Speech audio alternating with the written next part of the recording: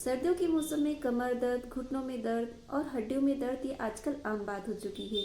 तो ऐसे में गोंद और दाल के लड्डू बनाकर अगर हम सर्दियों में खाएंगे तो ये हमारे शरीर के लिए बहुत ही फायदेमंद होता है। तो करते हैं बनाना शुरू। यहाँ पर मैंने कढ़ाई में एक बड़ा चम्मच करीबन घी ले लिया है, जिसे गरम कर लिया है। और इसमें अब हम डालेंगे गोंद। तो गोंद यहाँ पर आपको हल्का सा क्रश करके लेना है, जिससे अच्छे से ये इसके फुल्ले पड़ जाए। तो ये डाल देते हैं और गैस की फ्लेम को बहुत ज़्यादा तेज़ नहीं रखना है, मीडियम फ्लेम पर आप इससे जो है गोंद को इस तरीके से फ्राई करेंगे। थोड़ी देर में आप देखेंगे कि अच्छे से ये इसके फुल्ले पड़ जाते हैं।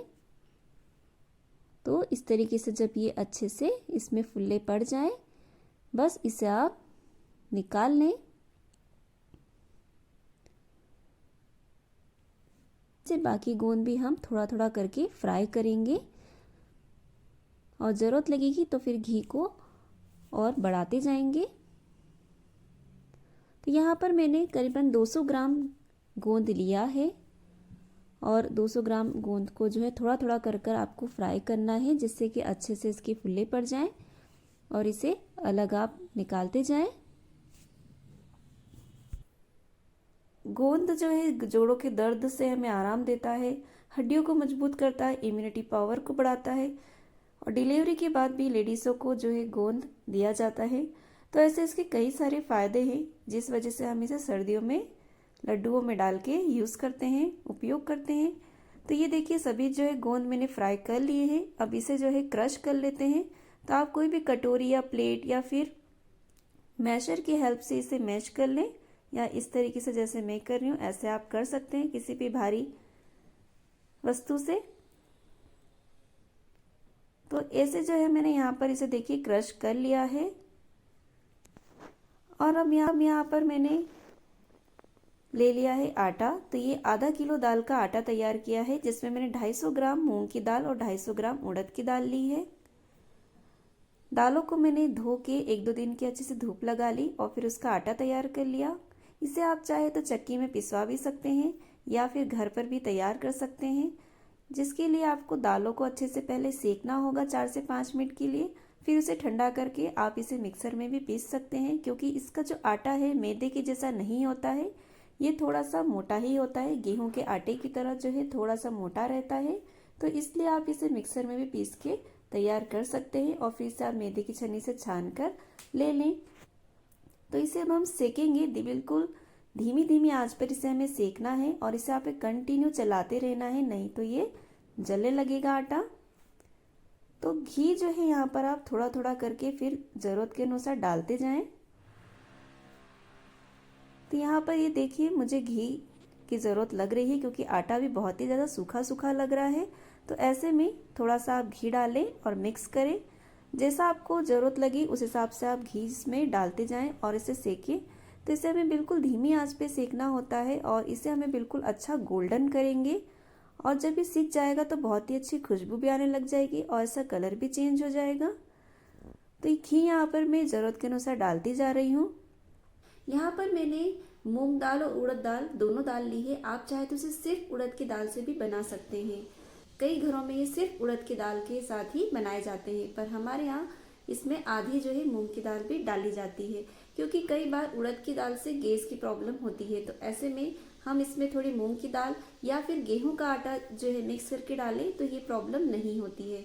तो आप चाहे तो इसे सिर्फ गेहूं के आटे से भी बना सकते हैं, या फिर आप चाहें तो दोनों दालों का यूज़ करके बना सकते हैं, या सिर्फ उड़द की दाल का यूज़ करके भी इसे बनाया जा सकता है। दोनों ही दालों में पोषक तत्व भरपूर होते हैं, इसलिए हम दालों के जो है ये लड्डू बनाते हैं।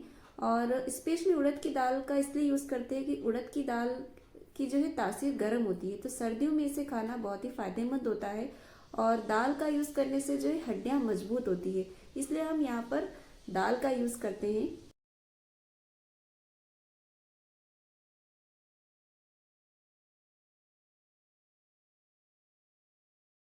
तो यहाँ पर गोंद को फ्राई करने से लेकर और अभी इस आटे को सेकने में जो घी लगा है, टोटल करीबन 300 या 350 ग्राम घी लगा है। ये डिपेंड करता है कि आप कितना घी यूज़ करना चाहते हैं। अगर आप इसे कम घी में बनाना चाहें तो आप कम घी भी डाल सकते हैं। तो ये देखिए बिल्कुल अच्छे से यहाँ पर मैंने इसे सेक लिया है और आप देख रहे होंगे इसका कलर भी बिल्कुल चेंज हो गया है, बिल्कुल अच्छा गोल्डन हो गया है। आपको देख रहे होंगे इस तरीके से ये गोल्डन गोल्डन दिखाई दे रहा है। तो बिल्कुल अच्छे से इसे सेक लेना है। घी भी यहाँ हल्का हल्का छोड़ने लगा है ये। तो और गैस को यहाँ पर बंद कर दिया है, पर कढ़ाई अभी गर्म है इसलिए हम थोड़ी देर इसे और कढ़ाई में हिलाते रहेंगे। और अब जो है ड्राई फ्रूट्स को हम पीस लेते हैं मिक्सर में। तो यहाँ पर मैंने काजू ले लिया है 250 ग्राम और इसे जो है मिक्सर में हम पीस लेंगे। तो मिक्सर कंटिन्यू नहीं चलाना है, चला के बंद करना है, चालू बंद करते हुए पीसेंगे तो बिल्कुल अच्छे से ये एक जैसे जो है बारीक हो जाएंगे, नहीं तो बिल्कुल पाउडर बन जाएगा अगर आप इसे कंटिन्यू चलाएंगे। और बादाम भी इस तरीके से हम मिक्सर को चालू बंद करते हुए पीसेंगे। और ये भी मैंने 250 ग्राम लिया है। और अगर कुछ बड़े रह जाते हैं तो आप उसे निकाल लें और फिर से पीस के उसमें डाल सकते हैं। मिक्सर में पीसने में फटाफट काम हो जाता है।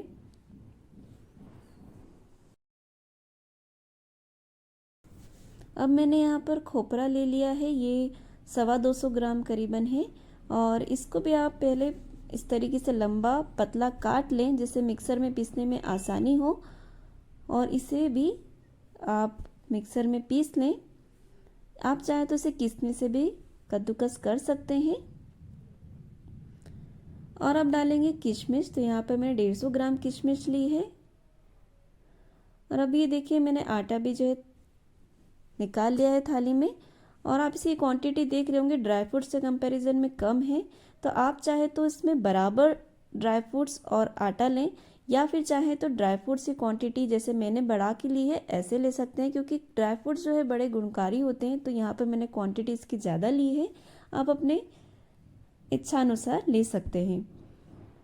और अच्छे से इसे मिक्स कर लेते हैं। तो अभी आटा गर्म है तो मैं चम्मच से कर रही हूँ, थोड़ा ठंडा हो जाएगा फिर इसे हाथों से अच्छे से मिक्स कर लूँगी।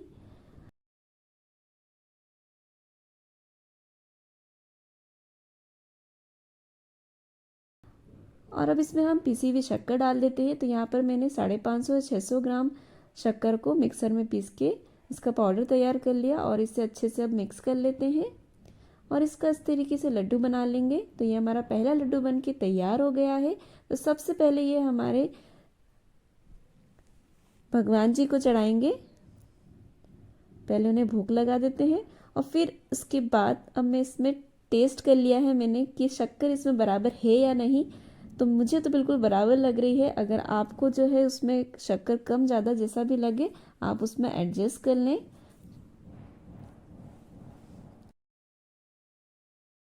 देखिए हमारे सभी लड्डू बन के तैयार हो चुके हैं। और मेरे तो लड्डू बिल्कुल शगुन के जो लड्डू होते हैं ना वैसे बने हैं, बिल्कुल 51 लड्डू बने हैं यहाँ पर। तो बस ये आप सर्दी में ज़रूर बनाइए और इसे बना के खाइए।